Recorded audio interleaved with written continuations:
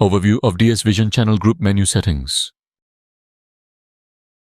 Opening Add menu to view available channel type options.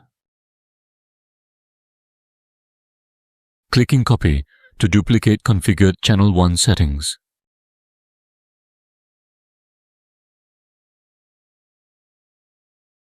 Selecting Rename to customize each channel group name.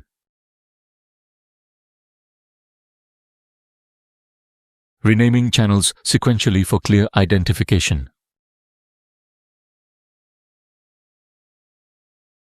Accessing layout options to adjust screen display. Switching views to display multi-channel scans simultaneously. Selecting Remove to delete unneeded channel groups. Restoring the display back to single channel view.